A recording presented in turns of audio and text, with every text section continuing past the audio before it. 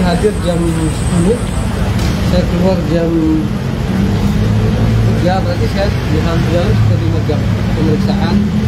Saya ada 5 pertanyaan, masih seputar tentang ini postingan saya tanggal 1 April.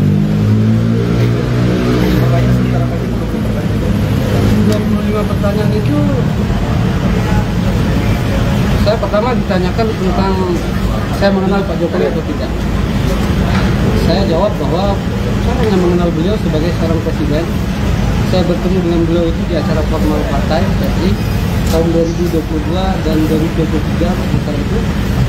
Hari kira-kira ya, saya tidak pernah ketemu di luar daripada acara formal. Bang, tadi dijelaskan nggak itu foto ijazah saya dapat dari mana gitu mungkin oleh penyidik? Itu ditanyakan juga, dan itu sudah saya jelaskan bahwa ada beberapa yang saya jadikan referensi sehingga saya bisa mendapatkan foto itu. Tapi yang paling ini sih yang paling saya ditanyakan itu lebih ke soal postingan yang sebelumnya yang selalu kasus itu. Kan itu sebelum saya posting ijazah itu kan ada penjelasan dulu di tanggal 31 Maret. Sementara saya posting itu tanggal 1. Jadi ada jarak ya antara saya menulis semua yang saya ketahui tentang Pak Jokowi melalui temannya yang waktu itu di Lombok, dan saya sering ceritakan namanya Pak Andi itu, Andi Pramaria. Jadi pertanyaannya hanya seputar itu saja. Nah, ini kan tadi ditekankan lebih banyak pertanyaannya terkait dengan postingan.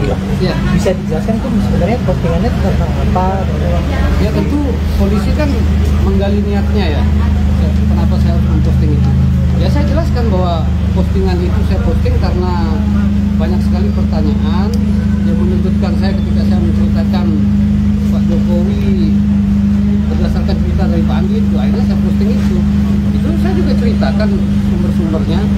Bahkan ada postingan misalkan tentang ijazah itu tanggal 16 Maret, ada juga tahun 2022, itu saya ceritakan semua.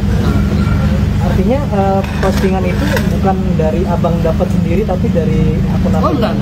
Itu sudah saya jelaskan bahkan berkali-kali di podcast. Saya jelaskan juga di media bahwa saya tidak diberikan oleh Kaisang, saya tidak diberikan oleh Jokowi, saya tidak diberikan oleh UGM. Itu sudah berkali-kali, tidak tetap penjelasan saya. Bang, artinya itu abang memfoto? Bukan.